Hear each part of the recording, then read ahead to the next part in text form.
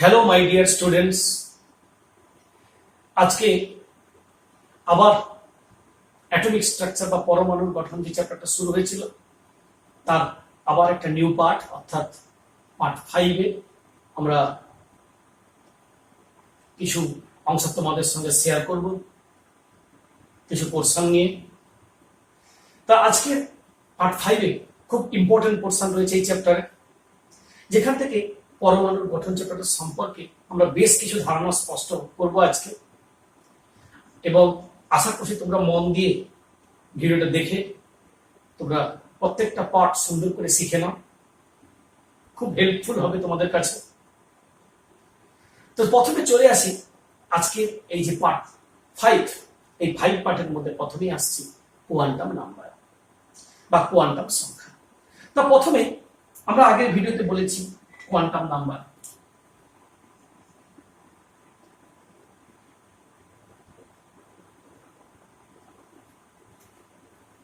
তার quantum number কি, অর্থাৎ এই কোয়ান্টাম নাম্বার কি, কোয়ান্টাম সংখ্যা কি?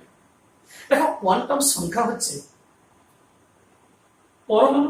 পরমাণুতে উপস্থিত, তোমরা জানো যে নিউক্লিয়াসকে কেন্দ্র করে ইলেকট্রনগুলো ঘুরে বেড়ায়, ঠিক বৃত্তাকার নয়, উপবৃত্তাকার কক্ষপথে।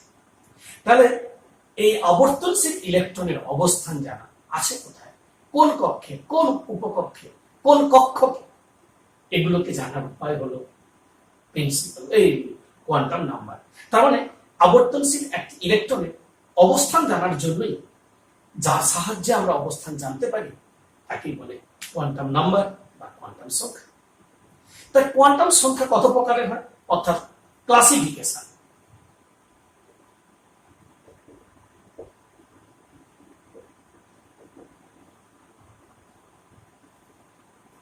এই কোয়ান্টাম সংখ্যা হয় মূলত 4 প্রকারের। প্রথম, মুখ্য কোয়ান্টাম সংখ্যা, প্রিন্সিপাল কোয়ান্টাম নাম্বার, এন দিয়ে প্রকাশ করা হয়। অ্যাজিমুথাল কোয়ান্টাম নাম্বার বা গৌণ কোয়ান্টাম সংখ্যা, যাকে এল দিয়ে প্রকাশ করা হয়। ম্যাগনেটিক কোয়ান্টাম নাম্বার বা চুম্বকের কোয়ান্টাম সংখ্যা, যাকে এম দিয়ে, এবং স্পিন কোয়ান্টাম নাম্বার বা ঘূর্ণন কোয়ান্টাম সংখ্যা, যাকে এস দিয়ে। তারপরে কোয়ান্টাম সংখ্যা হলো 4টি, এন, এল, এম, এস। এই 4টি কোয়ান্টাম সংখ্যা থেকে আমরা কি কি জানতে পারবো, এটাই আমাদের, এবং তাদের তাৎপর্য কি। তো প্রথমে আসি এই এন আমরা কিভাবে জানি। দেখো, এন সম্পর্কে আমরা অলরেডি মাধ্যমিকে পেয়েছি যে কে কক্ষে এন সমান 1, এল কক্ষে এন সমান 2, এম কক্ষে এন সমান 3, এভাবে বার করতে পারি। অর্থাৎ প্রথম, দ্বিতীয়, তৃতীয় কক্ষ, সেই কক্ষে প্রিন্সিপাল কোয়ান্টাম নাম্বার বা মুখ্য কোয়ান্টাম সংখ্যার মান আমরা বের করতে পারি। অর্থাৎ ইলেকট্রনটি কোন কক্ষে আছে জানতে পারলে তাহলে এন জানতে পারবো। যদি সেটা প্রথম কক্ষে থাকে তাহলে এন এর মান 1, যদি দ্বিতীয় কক্ষে থাকে তাহলে এন এর মান 2। অর্থাৎ আবর্তনশীল ইলেকট্রনটি কোন কক্ষপথে ঘুরছে তার উপর ডিপেন্ড করে এন এর মান। তো এন তো জেনে যাবো আমরা সহজে, সমস্যাই নেই। কিন্তু প্রশ্ন, আমরা এল জানবো কি করে, গৌণ কোয়ান্টাম সংখ্যা জানবো কি করে? দেখো, গৌণ কোয়ান্টাম সংখ্যা জানার জন্য যে মান নির্ণয়ের জন্য যে ফর্মুলা আমরা ব্যবহার করি, সেটি হলো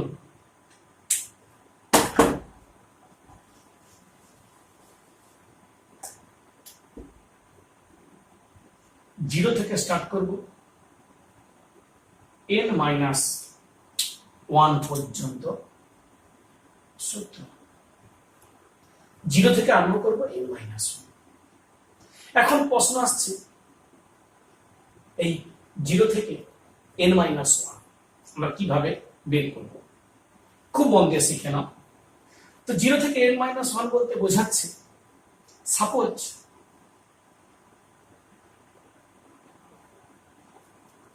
এন এর মান, আচ্ছা আগে দেখিয়ে নিচ্ছি, এন এর মান যদি 1 হয় তাহলে এল এর মান হবে কত? একটাই মান হবে 0, কারণ 0 দিয়ে আরম্ভ হবে।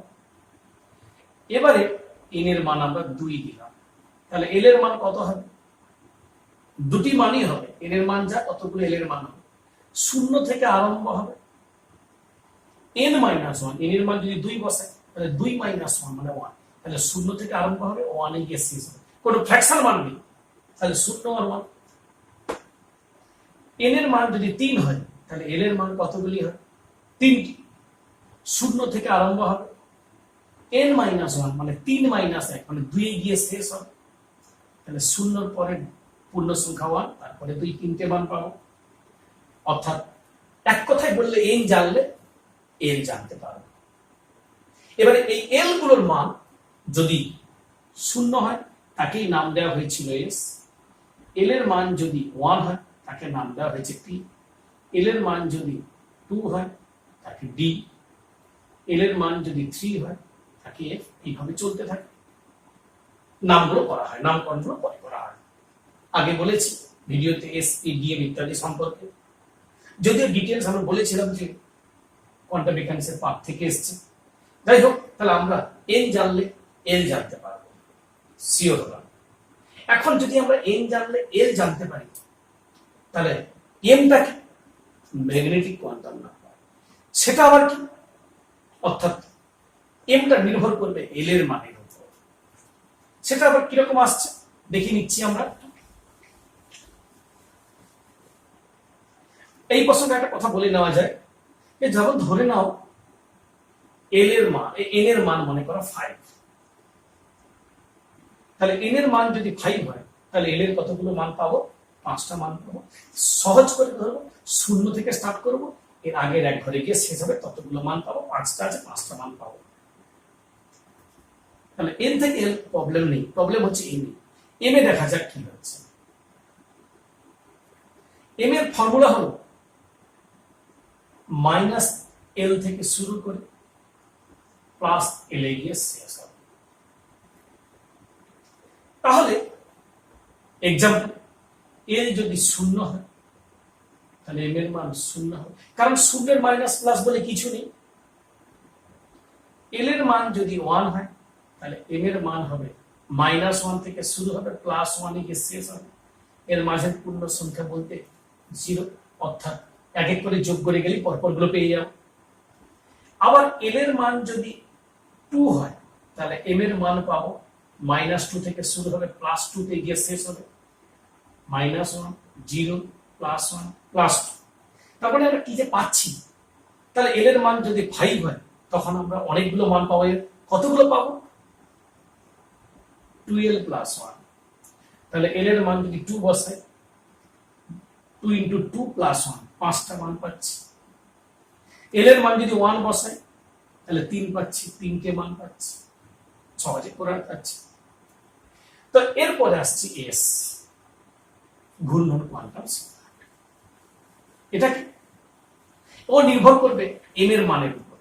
তবে m এর যে কোনো মানের জন্য, সে -1 হোক, +1 হোক, 0 হোক, যাই হোক, যে কোনো মানের জন্য s এর মান কিন্তু হবে +½ আর -½ অর্থাৎ দুটো করে মান পাবো। একে বলবো স্পিন বা ঘূর্ণন কোয়ান্টাম সংখ্যা। স্পিন বা ঘূর্ণন দু প্রকারের হয়, যারা ক্রিকেট ভালোবাসো জানো, লেগ স্পিন, অফ স্পিন।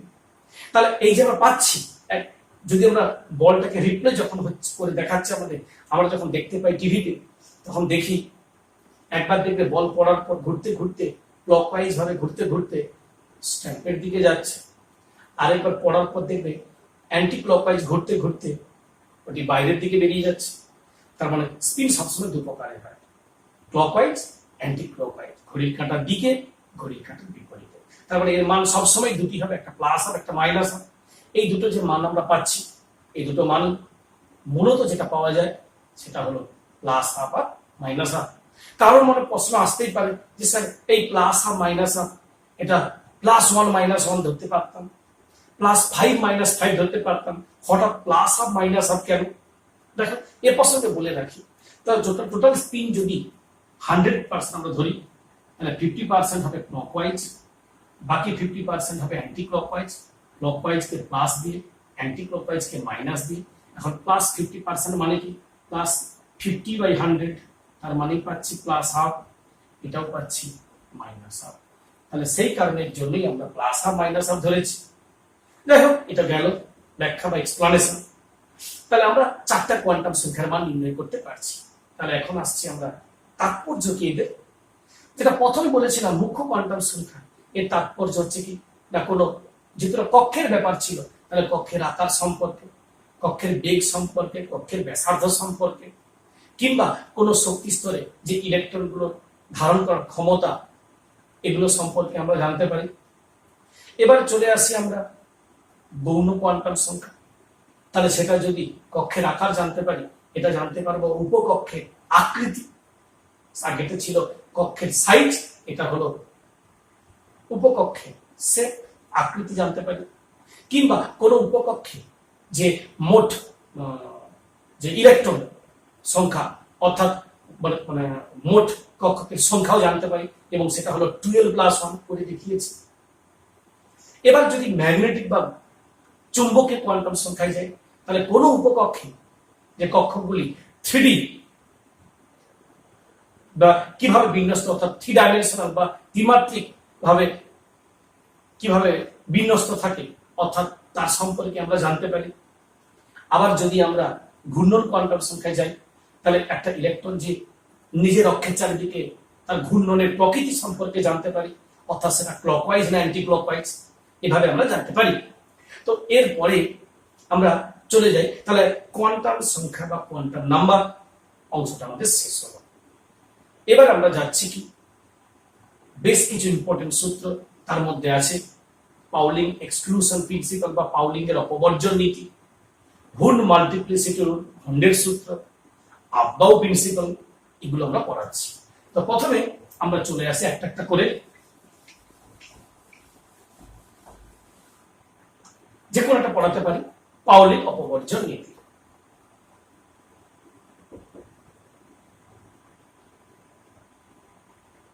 শর্টে লিখে নিচ্ছি, পাউলিং এক্সক্লুশন প্রিন্সিপাল, পাউলিং এর অপবর্জন নীতি। তা পাউলিং এর অপবর্জন নীতিতে আমরা কি দেখতে পাই? এই অ্যাকচুয়ালি এই নীতিটা আবিষ্কার হয় 1945 সালে। পাউলিং এর দ্বারা প্রথমে নীতি আসে। এই পাউলিং এর অপবর্জন নীতিতে কি বলা হয়, যে কোন একটি পরমাণুতে উপস্থিত যে কোনো দুটি ইলেকট্রনের 4টি কোয়ান্টাম সংখ্যার মান কখনোই হুবহু একই হতে পারে না। তার মানে কোনো পরমাণুতে যে কোনো উপস্থিত যে কোনো দুটি ইলেকট্রনে 4টা কোয়ান্টাম সংখ্যার মান কখনোই হুবহু এক হবে না। তাহলে এখন প্রশ্ন, কোয়ান্টাম সংখ্যাগুলো নির্ণয় করব কিভাবে? আগে করিয়েছি, সেটাকে কাজে লাগাবো পাউলিং এক্সক্লুশন প্রিন্সিপালে। দেখে নাও, অর্থাৎ আমরা একদম প্রথম এক্সাম্পল যাচ্ছি, এইচ একটি ইলেকট্রন থাকে, এখানে এন এর মান কত? 1। শেখানো হয়েছে এন এর মান যদি 1 হয়, তাহলে এল এর মান হবে 0 থেকে 1 পর্যন্ত, n-1 পর্যন্ত, মানে 0 থেকে 0 মানে 0ই বোঝাচ্ছে। এম এর মান 0, কারণ -l টু +l, বা 0 মাইনাস প্লাস কিছু নেই। এস এর মান ±12। তার মানে যে আমরা পাবো সেটটা হলো 1 0 0 প্লাস হবে একটা, 1 0 0 মাইনাস হবে একটা, অর্থাৎ আমরা দুটো সেট পাচ্ছি। এই দুটো সেটে কিন্তু ইলেকট্রন তো একটা, তাহলে ইলেকট্রন যদি একটা হয় তাহলে একটাই সেট হবে, হ্যাঁ, কিন্তু আমরা তো বুঝতে পারছি না ইলেকট্রনটা ঘড়ির কাঁটার দিকে ঘুরছে না বিপরীতে। তাই আমাদেরকে যদি বলে হাইড্রোজেন পরমাণুর বহিষ্ঠ কক্ষে একটি ইলেকট্রনের 4টি কোয়ান্টাম সংখ্যার মান লিখো, তাহলে আমরা লিখবো 1 0 0 প্লাস হাফ অথবা 1 0 0 মাইনাস হাফ। কেন অথবা দিলাম? হয় ঘড়ির কাঁটার দিকে হলে উপরের সেট হবে, ঘড়ির কাঁটার বিপরীত হলে নিচের সেট হবে, আমরা অথবা দিয়ে লিখব। কিন্তু আজকে হাইড্রোজেন না দিয়ে যদি আমাদের হিলিয়াম দিত, তখন থাকতো 2 নম্বরে, তখন বলতাম এটা এবং এটা, তখন আর অথবা বলতাম না। হ্যাঁ, যে কথাটা বলছিলাম যে পাউলিং এর অপবর্জন নীতি কি, বিজ্ঞানী পাউলিং বললেন যে কোনো দুটি ইলেকট্রনের 4টি কোয়ান্টাম সংখ্যা, এখানে দেখতে পাচ্ছি 3টা কোয়ান্টাম সংখ্যা হুবহু একই, চতুর্থটা আলাদা। এরপর যদি অন্য একটা ক্ষেত্রে যাই, এটা মিললে অন্য উপরে সামনে কোন একটা মিলবে না। তার মানে এমন দুটো ইলেকট্রন পাওয়া যাবে না যাদের 4টা কোয়ান্টাম সংখ্যার মান হুবহু একই হবে। এটাই হলো পাউলিং এর অপবর্জন নীতি। এই অপবর্জন নীতি ধরে তাহলে এটাকে আমরা একটা ছকের মতো করতে পারি, কিংবা এভাবে সেটের আকারেও দেখাতে পারি। এইভাবে দেখিয়ে আমরা কি করতে পারি, ছকের বলতে এটাই বলতে চাচ্ছি, যেখানে এন লিখলাম, এল, এটা এম, এটা এস, এন এর মান 1 0 0 প্লাস আর মাইনাস। তাহলে দেখতে পাচ্ছি 1 0 0 প্লাস আর 1 0 0 মাইনাস আর, এভাবে করতে পারি। তাহলে এইভাবে আমরা যে চারটা কোয়ান্টাম সংখ্যার মান আমরা দেখালাম হলো পাউলিং এর অপবর্জন নীতি। এরপরের অংশটা কি?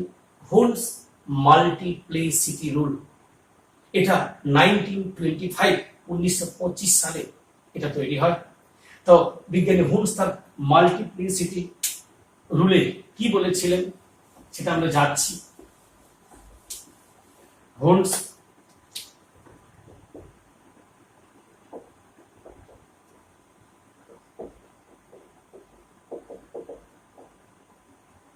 তো হোলস মাল্টিপ্লিসিটি রুল, সেখানে কি রয়েছে? বিজ্ঞানী হোলস বললেন যে সমশক্তি সম্পন্ন কক্ষগুলি যতক্ষণ পর্যন্ত খালি থাকবে ততক্ষণ পর্যন্ত কক্ষগুলি এককভাবে ইলেকট্রন দখল করবে তাদের, এবং তাদের প্রত্যেকে ঘূর্ণন একই স্পিনে থাকবে।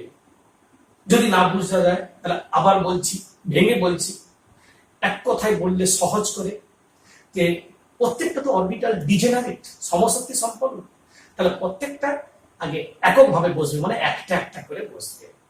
একটা একটা করে বসে যখন কমপ্লিট হয়ে যাবে পরে আবার বসবে, কিন্তু একটা একটা করে বসার সময় প্রত্যেকের ঘূর্ণন একই থাকবে।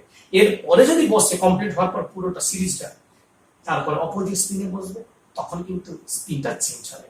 তার মানে যতক্ষণ খালি থাকবে একটা একটা করে বসবে এবং প্রত্যেকের ঘূর্ণন একই অভিমুখে থাকবে। একটা উদাহরণ দিই আমরা P3 নিলাম, P4 নিলাম, বি দরকার হলে আমরা 6 নিলাম।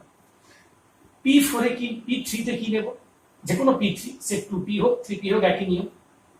p এর অরবিটাল লাগলাম, তিনটে ইলেকট্রন মানে 1 2 3, এটাই বললেন।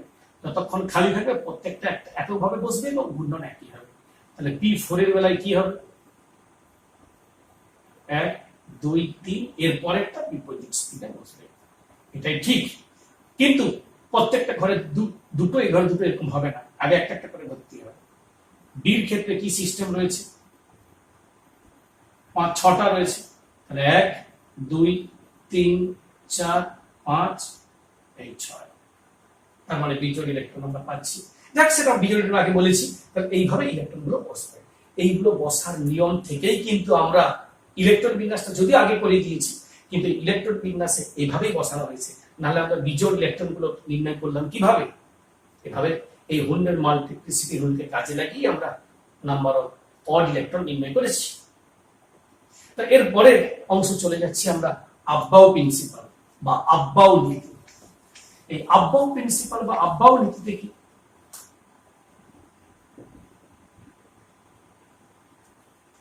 এই আব্বাউ প্রিন্সিপাল বা আব্বাউ নীতিতে এই আব্বাউ প্রিন্সিপাল বা আব্বাউ নীতি কি রয়েছে আমরা দেখতে পাচ্ছি। এই আব্বাউ কোথা থেকে এলো? যদিও এটি একটি জার্মান শব্দ, যার অর্থ হচ্ছে বিল্ডিং আপ। বিল্ডিং আপ মানে একটা একটা করে গড়ে তোলা। এটার অর্থ কি? আগে কম শক্তি সম্পন্ন কক্ষকে ইলেকট্রন প্রবেশ করবে, তারপরে বেশি সংখ্যক, অর্থাৎ শক্তির ক্রমবর্ধমান অনুসারে ইলেকট্রন গুলো প্রবেশ করবে অরবিটালে, মানে কক্ষকে উপকক্ষে সাবসেলে বসবে। এবং এটা যে বসবে, দেখবে আমরা যখন ইলেকট্রন বিন্যাস করেছিলাম বলেছিলাম যে বোঝার সুবিধার্থে আমরা এইভাবে টেনে নিয়েছিলাম। আসলে কিন্তু আব্বাউ নীতি থেকে এসছে কি আগে ইলেকট্রন কোথায় বসবে কোথায় পড়ে। নীতিটা কিভাবে নির্ণয় করা হয়, কোন রুলের উপরে ভিত্তি করে? আব্বাউ নীতি। কিন্তু এটা নির্ণয় করা হয় n+l রুল ধরে। তাহলে এই n+l রুলের ভ্যালুর উপর ডিপেন্ড করেই আসবে কার শক্তি কম কার শক্তি বেশি। একটা খুব সহজ এক্সাম্পল নিলাম আমরা। রুলে কি বলা হলো? 1 নম্বর রুলে বলা হলো যে যে ক্ষেত্রে n+l এর মান কম হবে, তার শক্তি কম, সেখানে ইলেকট্রন আগে প্রবেশ করবে। তাহলে একটা উদাহরণ নিই আমরা। কি নিচ্ছি উদাহরণ? 4s, আরেকটা হলো 3d। তো 4s এর ক্ষেত্রে কি আসছে, n plus l equal to, সামনেরটা হলো 4, s মানে আমরা ছক করেছিলাম, বলেছিলাম l এর মান 0 হলে s হয়। এর ক্ষেত্রে n প্লাস l ক্যালকুলেশন করলাম, 3 s p d 0 1 2 5, কম যেখানে তাই 4s ইলেকট্রন আগে প্রবেশ করেছে, তারপর 3d তে দেখেছো সেভাবে টেনেছি আমরা। কিন্তু স্যার যদি দুই ক্ষেত্রে সমান হয়, অর্থাৎ রুল 2, সেখানে বলা হলো যে যদি n প্লাস l এর মান সমান হয় তখন কি হবে না, n প্লাস l এর মান সমান হলে ইলেকট্রন সেখানে আগে প্রবেশ করবে যেখানে n এর মান কম, অর্থাৎ মুখ্য কোয়ান্টাম সংখ্যার মান কম, অর্থাৎ যে কিনা নিউক্লিয়াসের কাছে অবস্থিত। তাহলে একটা উদাহরণ দিচ্ছি আমরা, উদাহরণ নিচ্ছি, একটা হলো 3d আর একটা হলো 4p। 3d তে n plus l equal two কত, 5, 4p তে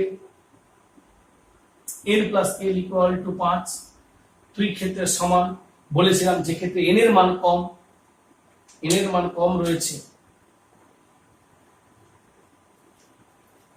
3d তে, তাই 4s এর থেকে 3d শক্তি কম, সেই কারণে 3d তে আগে ইলেকট্রন প্রবেশ করবে। এর উপর ভিত্তি করে আব্বাউ নীতিতে কি বলা হলো, আব্বাউ নীতিতে এই একটা উপকক্ষে শক্তির অর্ডার বা ক্রম দেওয়া হলো, কিরকম, 1s 2s পরপর শক্তি বেড়ে যাচ্ছে, 2p 3s 3p চলছে। তার মানে এই n প্লাস l ক্যালকুলেশন করে মান ধরে একটি শক্তির ক্রম করা হলো, এই ক্রমটাই হলো বিল্ডিং আপ, একটি একটি করে গড়ে তোলা আব্বাউ নীতি, আব্বাউ প্রিন্সিপাল। এবারে আমরা চলে আসছি এটার শেষ টপিক, এই আজকের যে পার্ট 5 তার শেষ অংশ, সেটা হচ্ছে কি, প্যারাম্যাগনেটিক এবং ডায়াম্যাগনেটিক প্রপার্টি। অর্থাৎ একটা পরমাণু প্যারাম্যাগনেটিক হবে না ডায়াম্যাগনেটিক হবে, এখন বুঝবো কি করে, না সেটা ডিপেন্ড করবে। প্রথমে আসি আমরা প্যারাম্যাগনেটিক। দেখো যে প্যারাম্যাগনেটিক আর ডায়াম্যাগনেটিক এই সমস্ত কিছু নির্ণয় করবে কিন্তু ইলেকট্রন বিন্যাসের উপর। তাই ইলেকট্রন বিন্যাসটা আমরা আগে শিখেছি, এই কারণেই শিখেছি যাতে আমরা প্রতি ক্ষেত্রে পড়ার বেলা প্রত্যেক ক্ষেত্রে কাজে লাগাতে পারি। তাহলে প্রথমে আসছি ডায়াম্যাগনেটিক বা প্যারা, যে কোনো একটা করতে পারি, প্রপার্টিজ। তো প্যারাম্যাগনেটিক প্রপার্টি কাকে বলবো না, যে সমস্ত পরমাণু কক্ষকে কমপক্ষে বা মিনিমাম একটা বিজোড় ইলেকট্রন থাকবে তাদের বলবো প্যারাম্যাগনেটিক, আর যে সমস্ত পরমাণুর কক্ষকে একটাও বিজোড় ইলেকট্রন থাকবে না তাকে বলবো ডায়াম্যাগনেটিক। তাহলে প্যারাম্যাগনেটিক উদাহরণ আমরা সিম্পল নিচ্ছি, লিথিয়াম 1s2 2s1। তাহলে এক্ষেত্রে দেখতে পাচ্ছি 1s, এটা 2s, 2s এ একটা ইলেকট্রন কিন্তু 1s এ দুটি, এই যে একটা রয়েছে তাই কে বলবো প্যারাম্যাগনেটিক। অনুরূপে যদি আমরা বেরিলিয়াম নিতাম 1s2 2s2, তাহলে 1s আমার অ্যাকচুয়ালি 1s আমার করার দরকার নেই, কারণ বহিস্থ প্রপার্টি করি আমরা 2s এ ফুল, বাস। তার মানে এখানে কোনো বিজোড় ইলেকট্রন নাই, তাই এটি ডায়াম্যাগনেটিক। এখানে বিজোড় ইলেকট্রন আছে, প্যারাম্যাগনেটিক। বিজোড় ইলেকট্রন মিনিমাম একটা থাকতেই হবে, এবার একের বেশি থাকতে পারে কিন্তু একটা মিনিমাম থাকতেই হবে, তাহলে বলবো প্যারাম্যাগনেটিক। তাহলে একটা পরমাণু প্যারাম্যাগনেটিক না ডায়াম্যাগনেটিক এটাও আমরা নির্ণয় করতে পারি। তাহলে আজকের যে অংশ, এই অংশে আমরা পার্ট 5 এ আমরা অ্যাটমিক স্ট্রাকচারে কি করলাম, বেশ কিছু প্রিন্সিপাল বা নীতিগুলো নিয়ে আলোচনা করলাম। আশা করছি আমি তোমরা অবশ্যই সবাই বুঝতে পেরেছো। এরপর তোমরা বইটাও একটু দেখবে, এক্সাম্পল করবে, খুব ইজি হবে। যদি এর পরেও কোনো বুঝতে না পারো বা কোথাও প্রবলেম থাকে আমাকে কমেন্টে জানাবে। ওকে, থ্যাংক ইউ।